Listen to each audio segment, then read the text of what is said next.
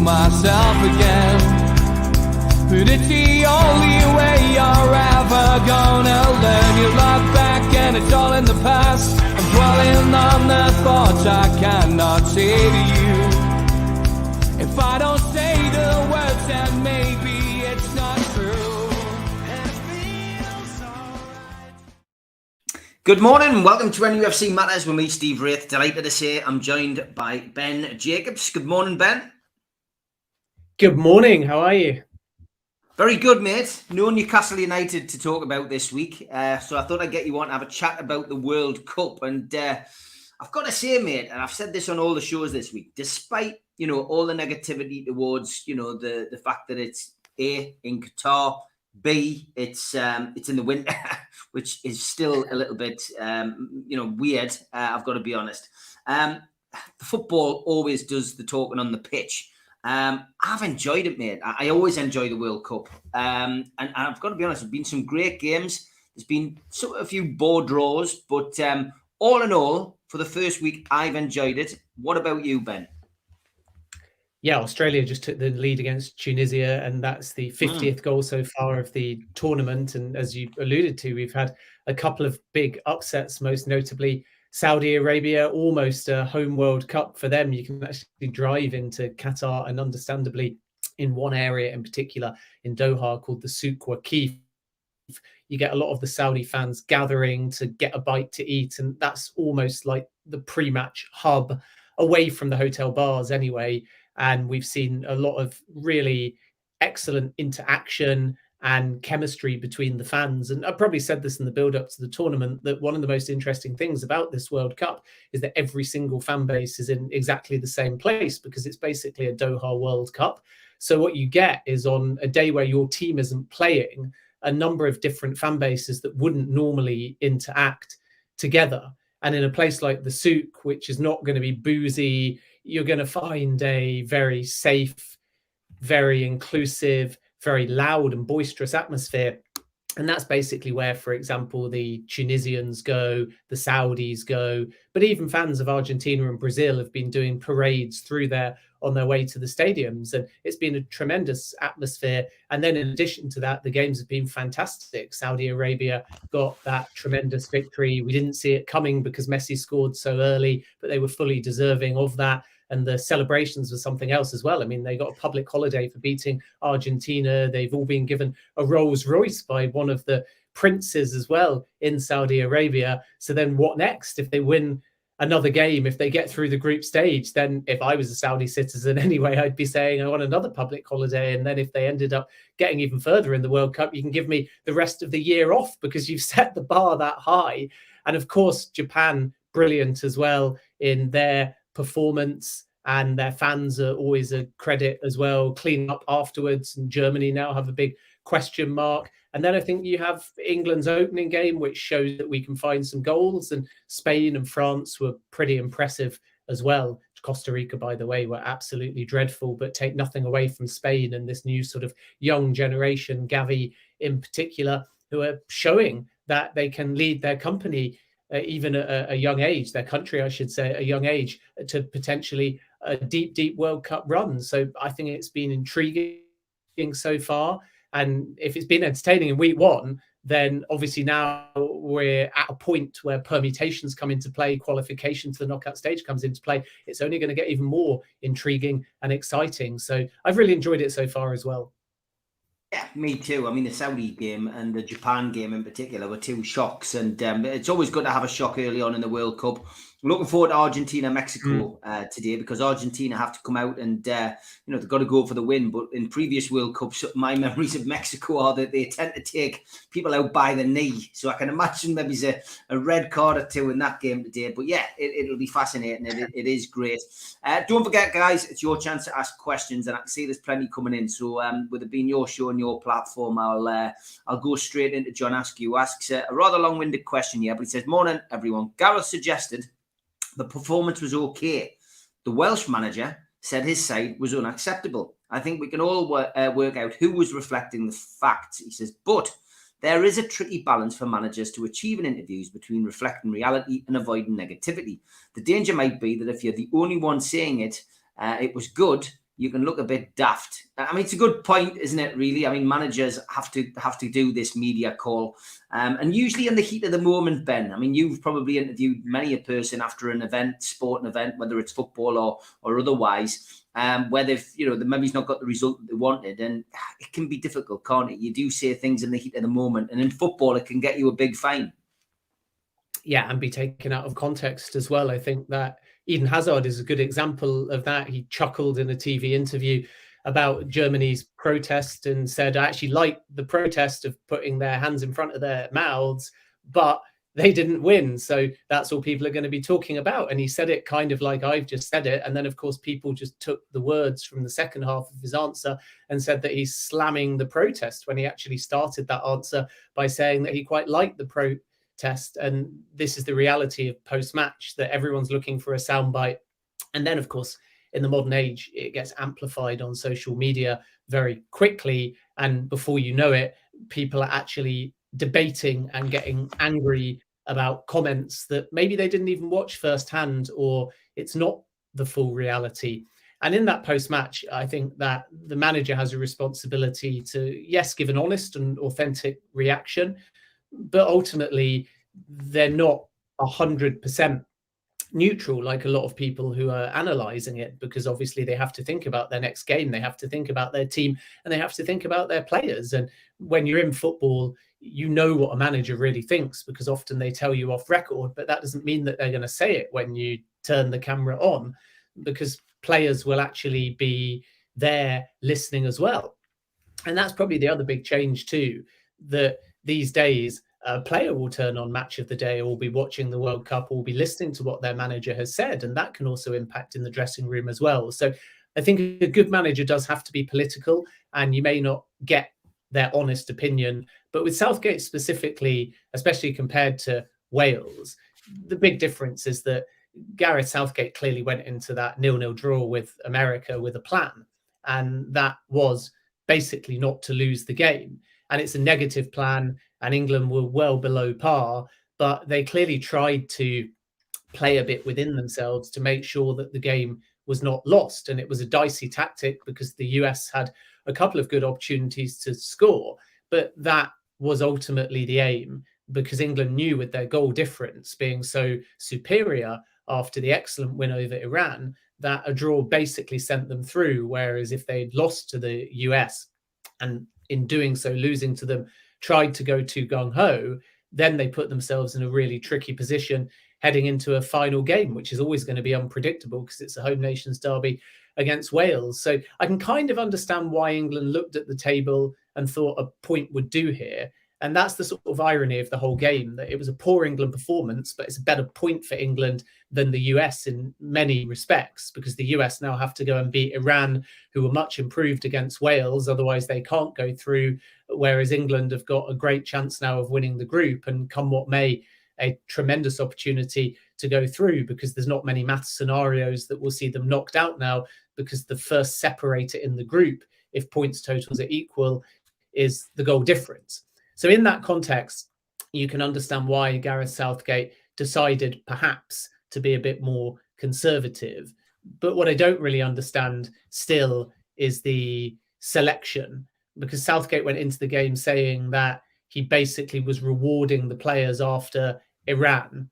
And that's fine to some extent. But then when you realise that your more conservative approach to get a point is risky, and actually you've got to change it, that's the period in the game in trying to manage it, and that original perhaps tactic, that I'm a little bit more critical of, because I felt like the US was so strong in their press and were growing in confidence, especially in the back end of the first half, that you then have to say, okay, we're playing with fire here.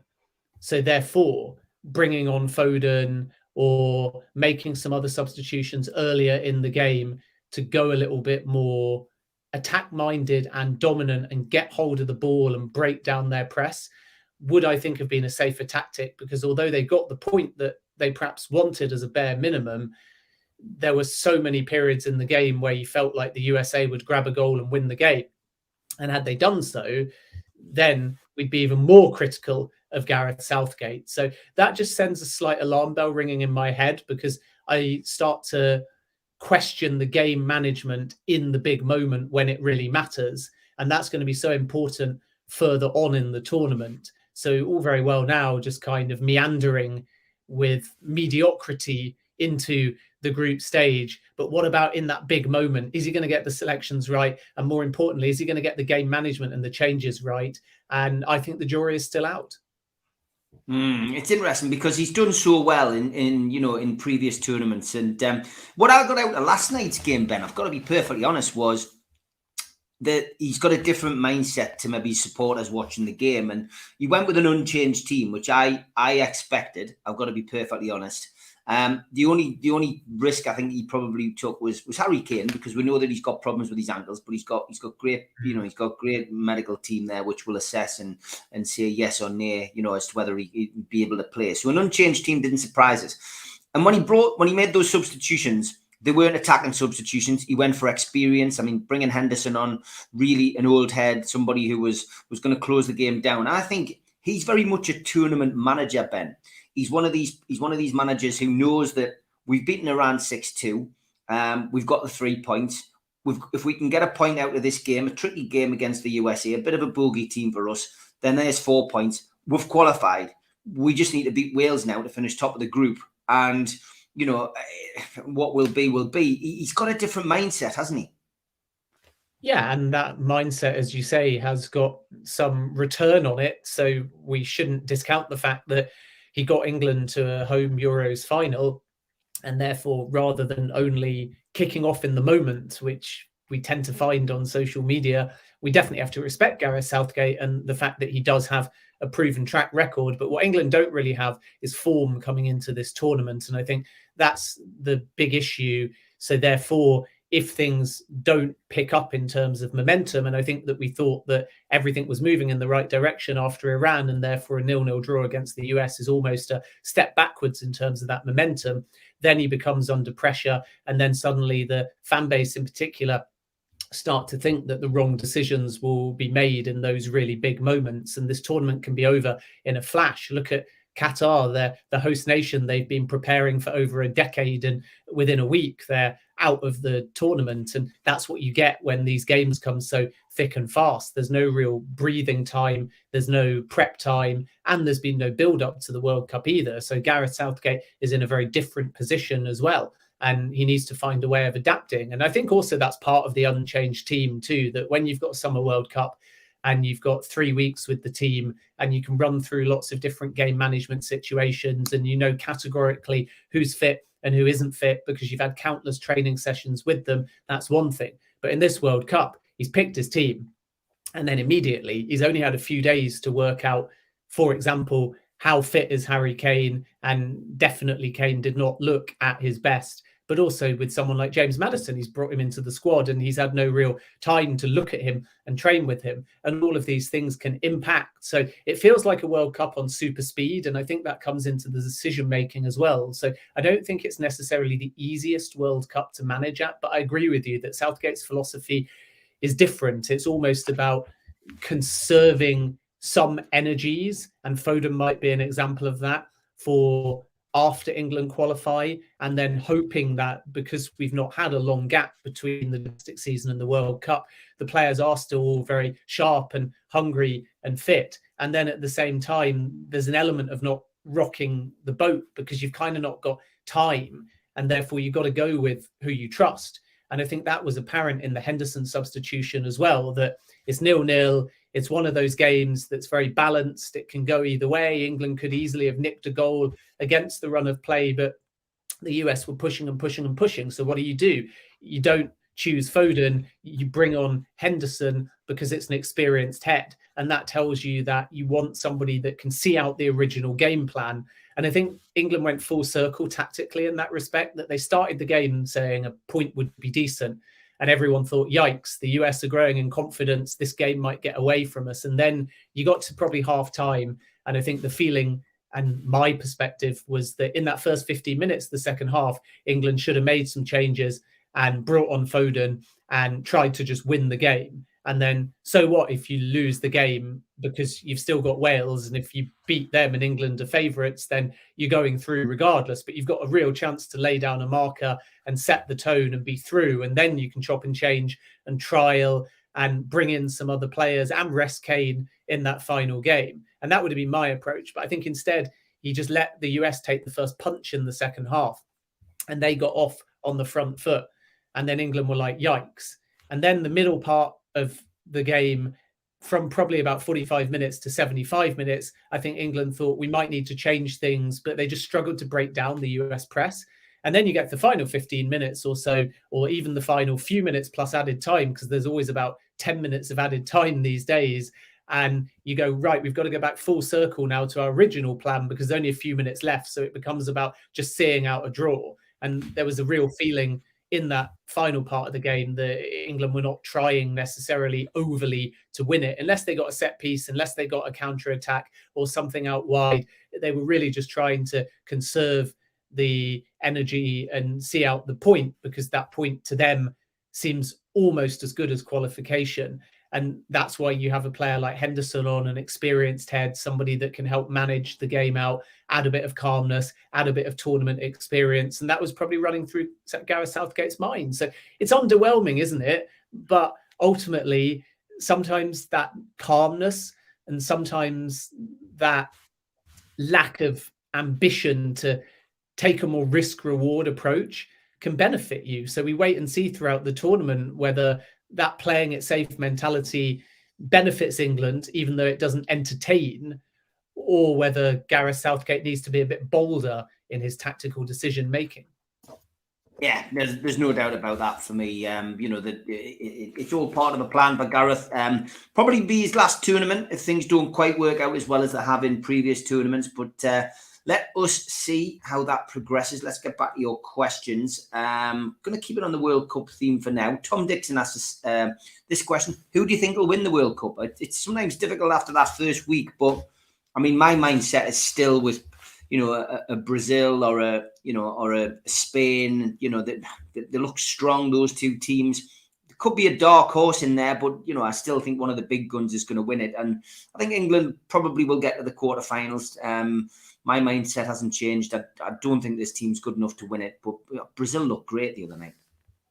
Brazil looked fantastic. My tip before the tournament, Argentina haven't got off to the best start, but in 1990, Argentina lost to Cameroon and they ended up reaching the final. And because I still think Argentina will get out the group, I think it then resets to some extent, even if you finish second and you get a tougher draw. So my feeling remains that Argentina are going to go very far in this tournament, and sometimes having an early shock and being set back can actually raise your game and really kick in the focus. So my tip remains Argentina, only because they came into this tournament on a 36-game unbeaten run. Scaloni's done an excellent job. He's brought in players like Martinez and De Paul, who are not young, but they've been given a chance in the international fold and they've really taken it.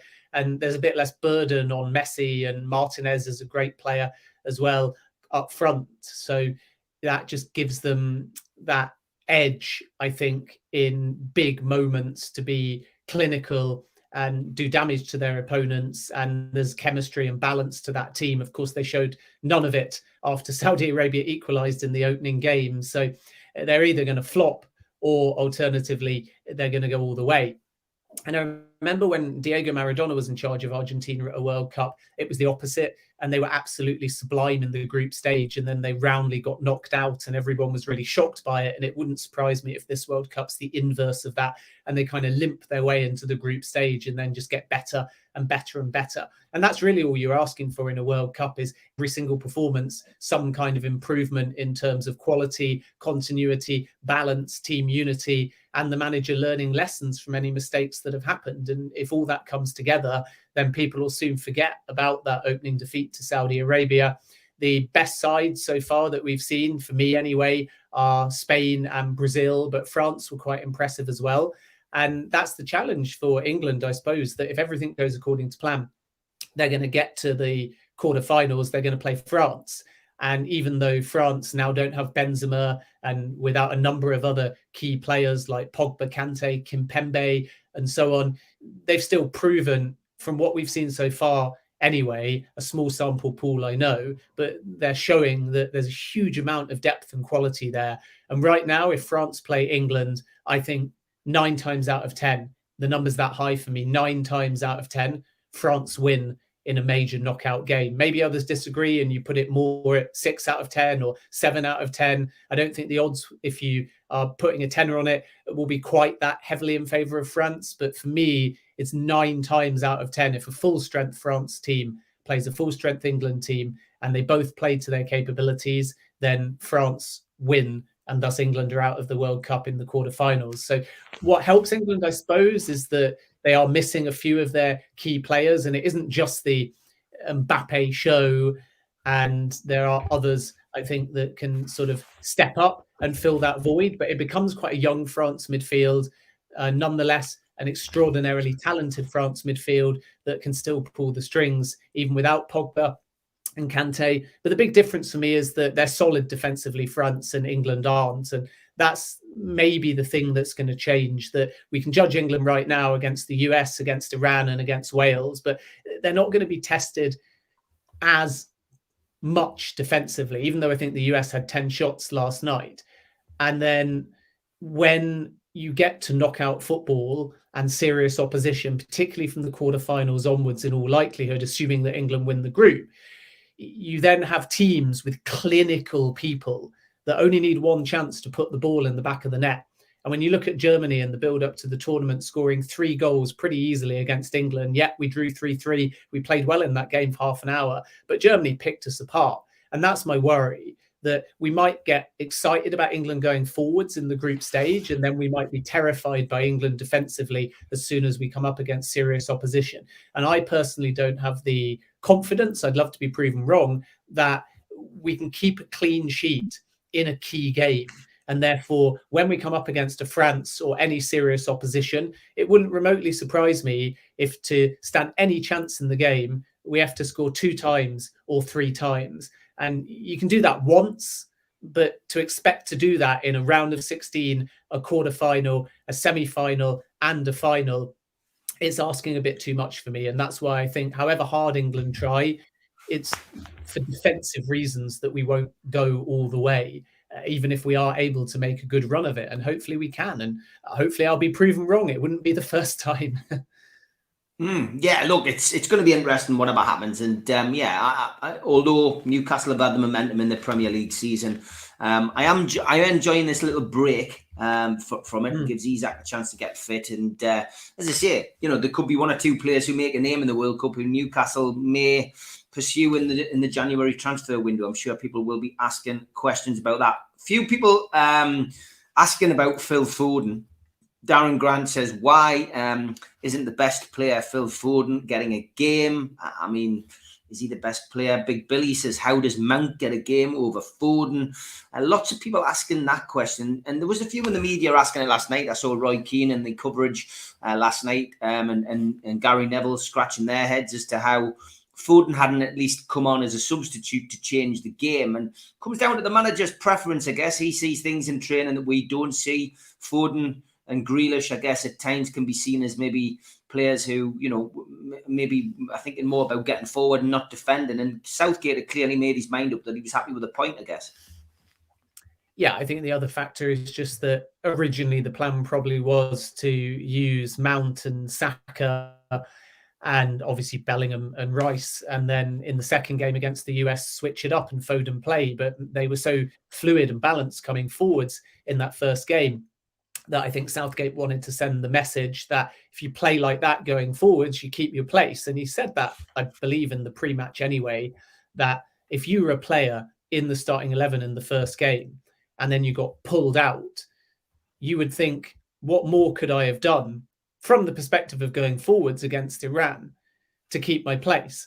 So I feel like Southgate probably changed it because he wanted to send a message to the squad, not just the 11 against Iran, that if you score to that volume and are that clinical and fluid and balanced coming forwards, then regardless of reputation, regardless of club form, you're going to keep your place in the team.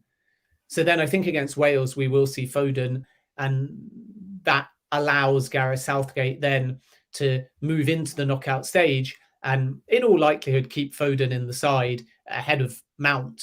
But it's tricky because you've got a lot of players that are versatile, and you have to kind of work out the chemistry and the balance between them as well. So of course you could say Saka and then play Foden as well, and then you have to kind of work out where their lanes are. Or you could say you're going to replace Saka with Foden, or obviously Saka could kind of be the player that keeps his place, but then you have to ultimately risk the media and the fan base saying, well, that's a mistake, and if England go out, you're kind of going to get heavily criticized for that. And this is where it switches, and it's kind of quite ironic in my opinion, because before a tournament starts, we as media, and I hold my hands up and say we all do it, what are we doing? We're saying bring James Maddison. We're saying, why isn't Ivan Toney there? We're saying, as Newcastle United supporters, I'm sure, Callum Wilson has to go, Trippier has to start, and so on. Then when we get to the tournament, people start to flip a bit and say, why are all these experienced players that we know are in red hot form not starting? Why is he chopping and changing? Why is he playing a more riskier 11? And it's funny how as soon as something goes slightly wrong, or as soon as people start to question the manager, we all do the same thing. We start going, oh, you've got to play Kane even if he's not fully fit, because he's England's best chance of goals. You've got to start Foden. Why on earth is he not starting Foden? But in the build-up to the tournament, people weren't really saying Foden and Kane because we just automatically assume that they're there. People were saying Maddison. They were talking about the Toney versus Callum Wilson debate. And that's what's really interesting, that we all, in the live environment, if things aren't going well, come back to the same thing of experience, of goals, of proven players. And beforehand, we talk about form players and inexperienced players. So Gareth Southgate's in a kind of lose-lose position, because imagine if everyone's fit and he throws James Maddison into a big game. Some people will be delighted by it, and some will be like, oh my word, like he's never been at a World Cup. That's so risky in such a big game. And other people will back it up because they've been arguing for James Maddison before a ball was even kicked. He's not fit enough to play at the moment, but that's just a hypothetical. So things change during a tournament. And I think with Foden, he offers so much, and he scores goals and he bursts into the box and he plays with energy, but it's about balance as well. And I think that's the challenge with no preparation for Gareth Southgate ahead of this World Cup, a Winter World Cup. He's not a club manager working with these players every week. So he has to find a way of not just picking the best 11, but finding the best balance as well. And sometimes when you've got Saka, when you've got Mount, when you've got Maddison, if he's fit, when you've got Foden, they all sound tremendous and they all look tremendous on paper when we make our own 11s. But whichever ones you pick, how do you fit them into the system, especially along with Bellingham? I think Rice is easy because he's got a very defined role. He sits in a position. But with Bellingham, it's a bit more interesting because although you would sort of say in your formation, usually anyway, if it's a 4-2-3-1, you'd have Rice and Bellingham as your two deeper midfielders. But Bellingham's not the same as Declan Rice. Bellingham loves to get forwards. Bellingham's a goal scorer. He's proven that in the Champions League and at domestic level as well. So as soon as you add Rice and Bellingham, if you're playing a 4-2-3-1, it's a bit different if you're playing a 4-3-3. But if you're playing a 4-2-3-1, then because Bellingham is not like Rice, he's not just going to sit there and be completely rigid and deep. He's going to want to burst forwards. Then you have to think about the three ahead. And obviously he wants width if you're going to play those two. So that kind of selects Sterling potentially on one side. And then suddenly you've got to work out how, first of all, the other two fit in, because I think Sterling takes care of himself on one flank. But everyone else, for me, is a bit more versatile. They like to be a bit more central if possible. They like to cut in field. They can play as number 10s. They can play as number 8s. They can play as false 9s. They can play as wingers. And you've got to factor in that, plus the fact that Bellingham might leave the central midfield area from a defensive point of view a bit more exposed too. So I do think it's a bit of a tactical conundrum in a 4-2-3-1. I actually personally prefer England in a 4-3-3, but for Southgate, he's gone with this 4-2-3-1 and it worked in the first game against Iran. So we wait and see once again how he chooses to line his stuff up. But I think Bellingham and Rice are undroppable at the moment. And I think that does create a bit more of a tactical headache for Southgate, because you don't want Bellingham just to play and be told he has to stay deeper because of who's in front of him. You want Bellingham to have that freedom to get box to box, but you also need to protect yourself against a counter-attack, particularly through the centre. Yeah, I would agree, mate, as well with you on that 100%. It's going to be interesting to see how England progress. Of course, the next game early next week against Wales be interesting. We are going to have a quick ad break. We'll be back after this. A big thanks to all our sponsors, starting off with Skips and Bins. Telephone 0800 25 45 25 3. Email inquiries at skipsandbins.com. The website is www.skipsandbins.com. Easy contract free and pay-as-you-go waste collection. Thanks also to Garden of Healing Dispensary, CBD hemp and cannabinoid specialists. Find them at thegohd.com. Thanks also to 3 Properties, and they specialise in sourcing investment properties for their clients who are looking to invest in the Northeast. They offer a full in-house service from sourcing the deals to managing the properties for you. They've done over 100 plus deals in the past 12 months for clients all over the UK. Give them a follow on Instagram, matty.patter_northeast property and phil.reed_northeast property, or email phil@3property.co.uk if you're interested in getting a good property deal. Big thanks also to Mr. Vicky's sauces, handmade in Cumbria. You can find them at mrvickys.co.uk, or order some of the sauces by calling 01768 210 102 or emailing info@mrvickys.co.uk. Thanks also to Blowhole Brewery, and their cans are vast and in the shape of the old Newcastle United strips from the 1990s. Bonnie Blonde, Geordie Juice, and Fog of the Tyne. Some great beers. Get yourself to blowholebrewery.co.uk to order your cans in for the festive period. Thanks to Media Arts for all the help with the video side of things. And thanks to qtechshop.co.uk, makers of pool tables and snooker tables in Wallsend, Newcastle. If you want to subscribe to the channel, hit the subscribe button on the bottom right-hand corner. Hit the like button and click share. Please join the channel as well to support us. We're also available as a podcast on iTunes, Spotify, and other podcast providers.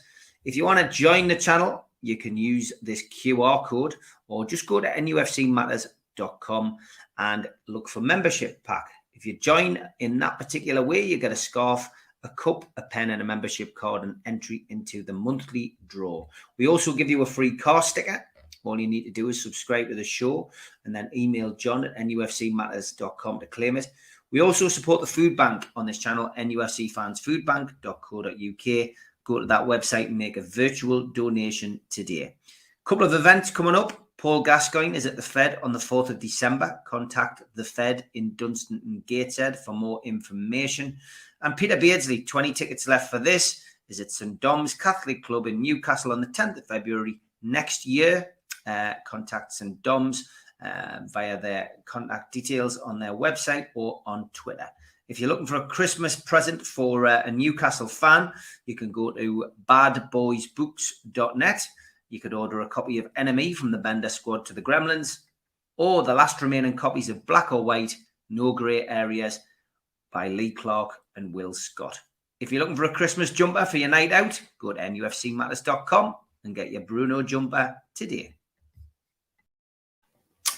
Always an opportunity to speak politics with you, Ben, and we're having a little chat off screen in the chat. Yeah, I mean, the Saudi issue at the World Cup with BN is something which I know you've got an opinion on, so let's hear it. Well, I think it's just more that we're going to see, I think, growing headlines about this over the coming weeks, and Newcastle fans at least can be reassured that it doesn't have any real impact on the football club at this point. But naturally, PAF might be mentioned and people will make the connection once again between them and Newcastle and PIF and the government as well. But the situation is this, just so people are aware: since just before the opening ceremony, beIN's streaming platform in Saudi Arabia was blocked. So there's two different aspects here. One is beIN Sports, the channel, and the other is beIN Sports' streaming platform. So what they've done is they've found an exclusive partner in Saudi Arabia called TOD. So TOD is basically the only place where you can watch every single World Cup game via beIN. And TOD, for the purpose of this explanation, is just like a Netflix or an Amazon. So 22 World Cup games are what's called free to air, which means that if you're on beIN's website, if you turn on a television, that is where you can watch 22 free to air games. And the way that FIFA work is that they force the host broadcaster to select relevant free to air games if they're going to put other ones behind a platform with a subscription, which means all of the Saudi games, for example, are going to have to be free to air, the World Cup quarters, semi and final, but still 22 games free to air, and then 42 other games you can only get on TOD. And that is the platform that was blocked just before the World Cup opening ceremony.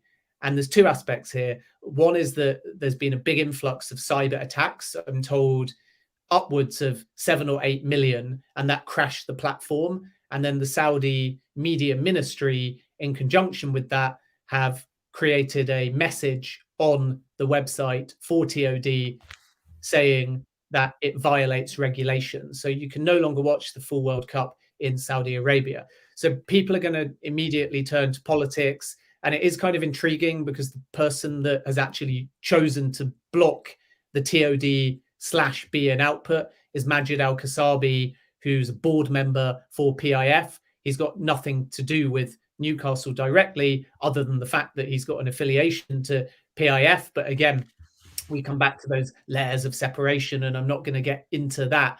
But Kasabi is also the media minister. So people are going to make this link between Kasabi, the media minister, the blocking of World Cup output, and of course PIF and Newcastle United.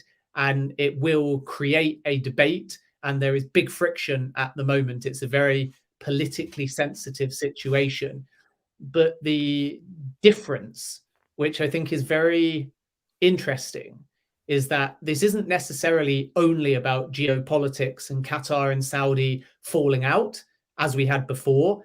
So what we're not going to see, as I understand it anyway, is those other 42 games pirated and put on another Saudi network. If that was the case, then FIFA would have a big problem with it, whereas at the moment, Gianni Infantino is staying oddly silent. But this is actually about a sale, ironically, of beIN Sports to Saudi Arabia, which sounds bizarre because you would think beIN would have no interest whatsoever in selling their network to Saudi Arabia if Saudi Arabia, as they feel, are blocking their output during arguably the biggest commercial event in the world for beIN Sports. But it's an aspect, at least according to sources, of control. So what will happen is Saudi Arabia will block TOD, and as a result, TOD and beIN's business will be impacted, and the network takes a hit. And by the network taking a hit, the Saudi government, assuming they're behind it, and many sources have said that they are, but we have to say allegedly behind it at this point and give the Saudi government a fair right of response as well. But if they are behind it, and I have seen some evidence to strongly suggest again that that is the case, then what they are doing is showing their control, because Saudi to beIN Sports, and because Saudi is the most important region to beIN Sports, then they need them. So as a consequence, anything Saudi do is exerting some control and saying, without us, you're earning nothing.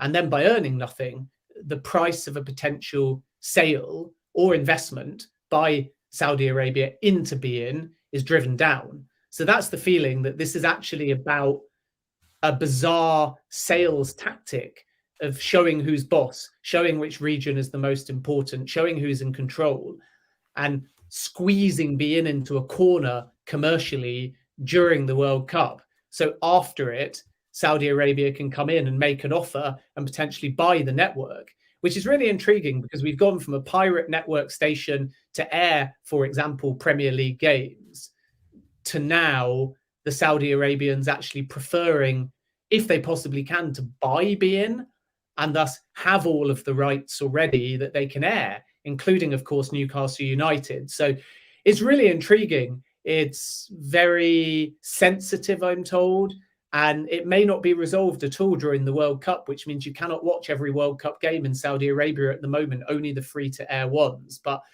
Newcastle fans at least can rest assured, despite any headlines you might see, that this won't have a direct impact on the club.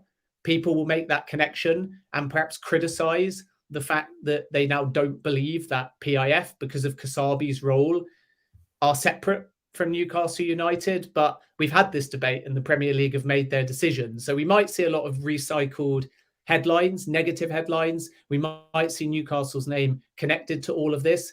But this is actually about a power struggle between beIN and Saudi Arabia, probably with a view in the long term and after the World Cup to a sale or an investment into the network, ironically by Saudi Arabia.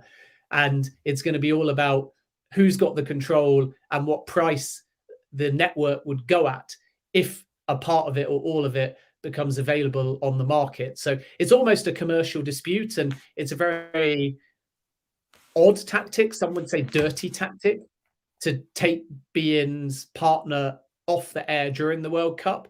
But that's where we stand at the moment, and we wait and see whether it runs throughout the course of the World Cup or it's resolved once again. But the politics, to some extent, between Saudi Arabia and Qatar are back during the World Cup, and I think that's come as a surprise to beIN Sports. Okay, interesting. Thanks for your input. Certainly gone down well with a couple of people in the chat. So there we go. Does Ben think the sales of Manchester United and Liverpool will happen quickly? And if not, how will it affect them in the transfer market? We've got a couple others about that. John Askew says, regarding the ownership situation at the nation's two most lauded clubs, do you think events on Barrack Road in the last 14 months have precipitated the quest for more resources? Good way of putting it. And the other question was from Lee. He goes, morning, lads. Ben, any news on the Man U at Liverpool sales? I mean, look, it's interesting, isn't it? And I would imagine it's not without coincidence that, you know, the owners have decided, actually, we're not going to have it all our own way now. We better act, you know, quickly and get out of this situation and leave it to people who've got even more money. Yeah, I presume that Lee means Man U and Liverpool rather than manure Liverpool. Yeah, it's just one of those childish things that Newcastle fans do, I'm afraid. It's because they call themselves United all the time, you see. And there's only one United. It's black and white. It's Newcastle United. That's true. I have to agree with it. I'm on a Newcastle podcast. I make that error, though, a lot of... Before we answer the question, did you see John's message, actually, from QTech? He says he sent you a mug with... There we go. Ben, I've sent you a half and half Leicester Newcastle mug for Boxing Day. He says you can turn it around to whichever side is winning. Hope to see you using it on a future show. Oh, tremendous. Yeah, as soon as that arrives, and that's very kind of you. Thank you, John. Appreciate it. I will definitely be doing that, and I'll turn it to camera depending on who's winning. And or which podcast you're on. Exactly. Go on the Leicester podcast, have the Leicester mug. Go on the Newcastle one, have the Newcastle one. And exactly, I can't lose. I absolutely love it. But yeah, look, coming back to the sale or sales, first thing to say is just that takeovers take time. And this is not Chelsea, so therefore there's no urgency to sell. And as Newcastle found firsthand, when you want a takeover done and you think a takeover's done, there's hitches, there's different parties that have inputs, there are financial obstacles, there's legal obstacles, there's negotiation obstacles. So Newcastle fans know more than anybody that when you think something is done, it still takes time and there will be twists and turns. And although Manchester United and Liverpool, if they choose an outright sale, is likely to be a less problematic process than Newcastle, who knows? Because it all depends on the ownership group that come in. And if that's a sovereign wealth fund, for example, then Newcastle fans will be the first to say we expect that ownership group to have the same level of scrutiny in the takeover process and by the media as well as Newcastle. And therefore, it could take years. But a standard takeover would be like having a kid. This is what I always say. It will take 9 months. And that's standard. That's not especially fast or especially slow, but it can take double that. And that's because sometimes what you get is a group coming to the table, being a preferred bidder, entering into a period of exclusivity, walking away, and then someone else comes along. Sometimes there's two groups, and because there's two groups, there's no period of exclusivity, and it takes more time because they're pitted against each other, and there's an assessment by the seller as to who they want to pick. And sometimes there isn't a consortium even formed yet. So when you go via a Rain Group or a Goldman Sachs or a Morgan Stanley, many times to get to the number that the seller wants, they group together investors. So if you look at Chelsea again, which is the best example, you had Todd Boehly, who wanted operational control of the football club, but didn't want to be the majority owner. So he went to Clearlake Capital. And then when the process started with Rain Group, Hans-Jörg Weiss expressed an interest separately, and they ended up being paired together. And that takes time as well. So the first thing to say is this won't be done at Chelsea speed. Second thing to say is that Liverpool in particular may well explore minority investment or an outright sale. And Manchester United would prefer an outright sale, but they again are looking at all options, and that can influence the timescale as well. So although it is likely that both of these clubs are going to have an outright sale, you just don't know, because anyone could come along and convince the ownership group that minority investment is better.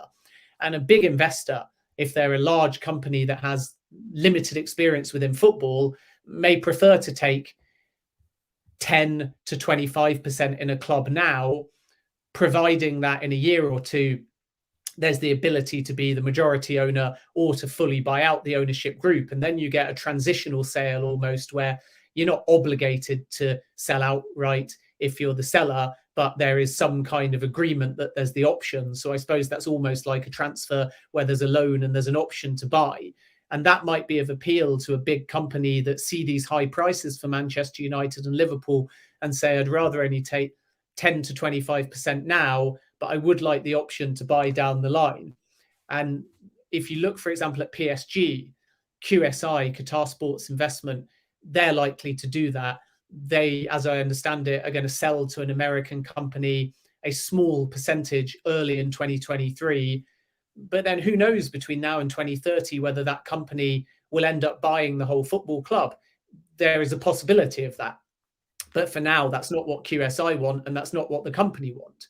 So there's a lot more intricacy than with the Newcastle sale, where PIF just came along and said, we want this, and the Chelsea sale, where speed was of the essence.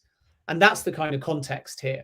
So then taking them individually, very briefly, Manchester United, the first challenge is price.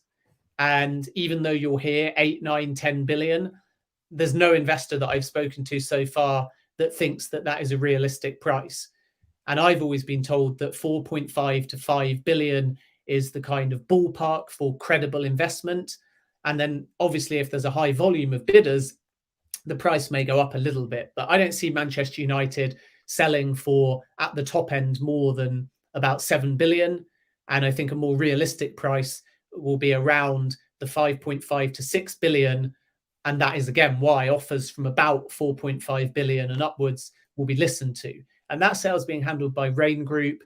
And I don't think it will impact the next couple of transfer windows, because Manchester United, first and foremost, know that they need to spend in January to try and get into Champions League football. And also, if you're negotiating with an investor and you know that the earliest a deal will probably be done is May, then you need to make sure that you don't move backwards as a club, because that will affect the price. So it's kind of in the Glazers' interest to spend in January, get into the Champions League, and then they can sell the club for a little bit more, because they've brought the club up to a level where more money is coming into it. So I think Manchester United won't be something that we hear too much about other than speculation.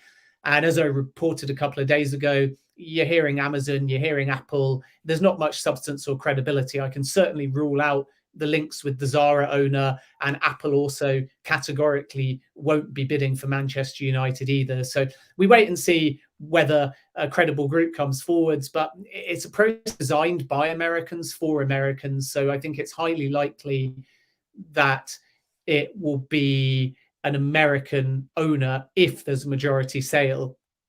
But don't rule out the Middle East, in the sense that the Middle East and America have synergy, because if a Middle East organization bids for Manchester United, they'll probably do it in dollars out of America. And I think that, again, is what people don't realize, that if you look at a lot of the sovereign wealth funds or private hedge funds, they're based out of New York often, at least as far as portfolio managers that might be involved in this kind of process. So even if you hear Middle East, they're probably doing their business and making their payments out of New York, which again plays into the fact that this is a process designed by Americans for Americans.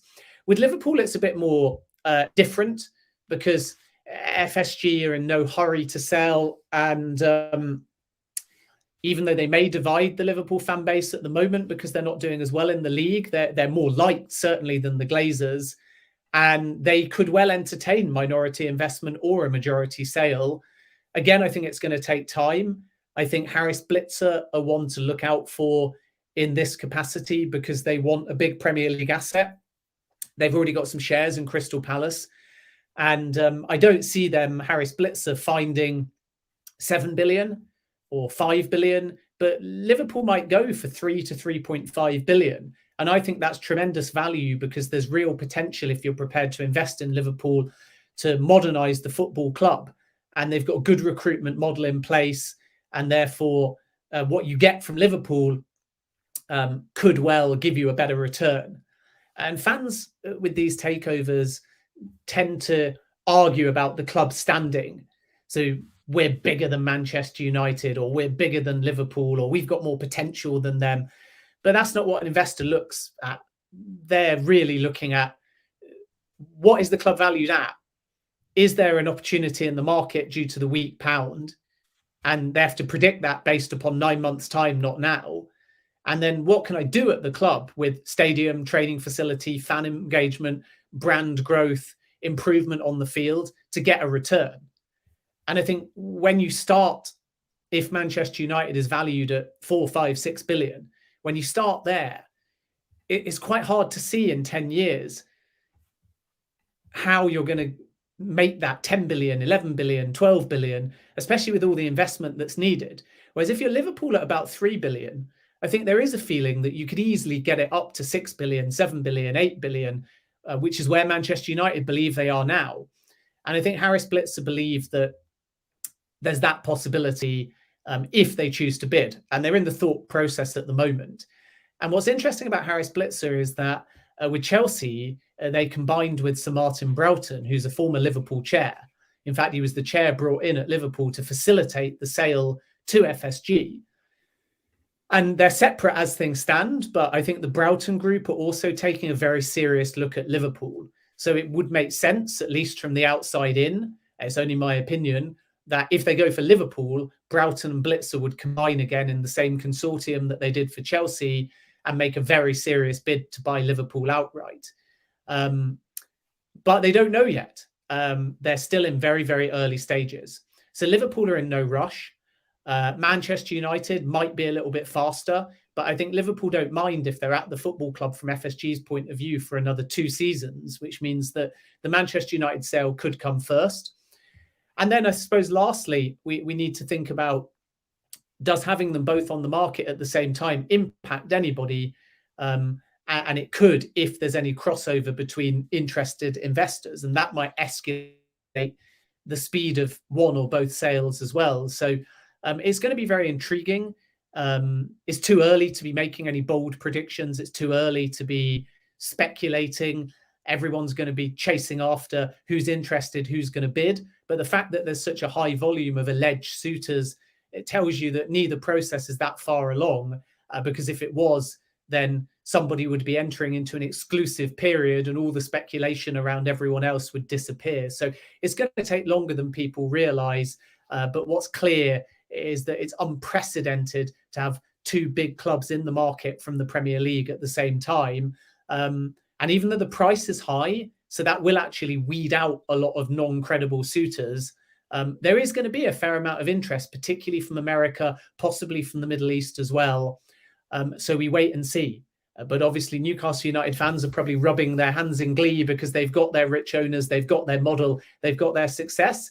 And no doubt some are waiting for that sovereign wealth fund or that government to come in and bid so they can say to people like me and others in the media, where's the scrutiny, where's the criticism, but also so they can go back on Twitter and find a few old tweets from Liverpool fans or Manchester United fans and say, wait a minute, didn't you tell us that it's disgraceful that a sovereign wealth fund are taking over the football club? And someone connected to government that does come in for those clubs, and there's an I told you so element. But to be honest with you, we as media, certainly me, I'll be taking exactly the same approach. If somebody connected to the Crown Prince of Dubai comes in, there should be the same scrutiny. There should be the same alarm bells. There should be the same level of due diligence. And once again, they're not like for like scenarios. So that group would have to show a integrity, a transparency, and a degree of separation. And if they can't, then they shouldn't be allowed to take over the football club either. But of course, the Newcastle takeover will have a bearing now, because once you've set that precedent, it definitely will give any group with a question mark over them more control and leverage, because they will be able to point directly to the Newcastle takeover only a year or so ago and say, well, if you cleared PIF and MBS is their chairman, how can you not clear a Dubai group with the Crown Prince of Dubai as the chairman there? So I think that will actually help any potential sovereign wealth fund if they're from a country with a connection that sets off a few alarm bells because Newcastle got cleared so recently. Yeah, let's hope it takes just as long as our takeover took, though. You know, I mean, let's hope there's enough scrutiny and time wasting and delays and you know an uproar about the whole thing if it is someone in a similar vein who decides to take over. But we will wait and see. One more thing, just briefly, Steve, which is interesting, is I think it's hard to say now, but I've been talking to financial experts around these two sales. And they believe, certainly if Newcastle qualify for the Champions League, but even now, and this is staggering to me, because they've only been in control for a year, but the feeling is that Newcastle's value now is over $1 billion. Wow. So PIF, this is my understanding. I mean, valuation, it's up in the air. It's debatable. But if, not that they're going to, but if PIF sold now, the value of Newcastle United is basically 3 times what PIF sold, even now. And if they qualify for the Champions League, who knows what it will be? And that's partly because you've got a Chelsea valuation out there in the market now, and you're going to have valuations for Manchester United and Liverpool potentially very soon. But it's also because PIF have changed the culture of the club. They've changed the attendances at the club. They've changed the fortunes of the club. They've grown the brand, obviously, in the Middle East already, and that adds to the value as well. And that's astonishing to me. Now, some may debate that, and they may say, well, it's only 500 million, it's only 700 million. But I'm told that if they put it on the market now, because of the feel-good factor, because of where they're heading, because of their, to some extent, brand identity in the Middle East, and no doubt because of sponsors we don't know about that are incoming very soon from that area, you can make an argument now that if Newcastle United would qualify for the Champions League, that already this club is 1 billion plus. And that just tells you that PIF were able to purchase the club for and the value. So I think you can say that Chelsea was a bit of a bargain because of the manner of the sale. And I think you can say Newcastle was a bit of a bargain. Now things have paid off. And one of the reasons for that as well is because it had to be a bargain price, because at the point they bought it, they were in danger of getting relegated to the Championship.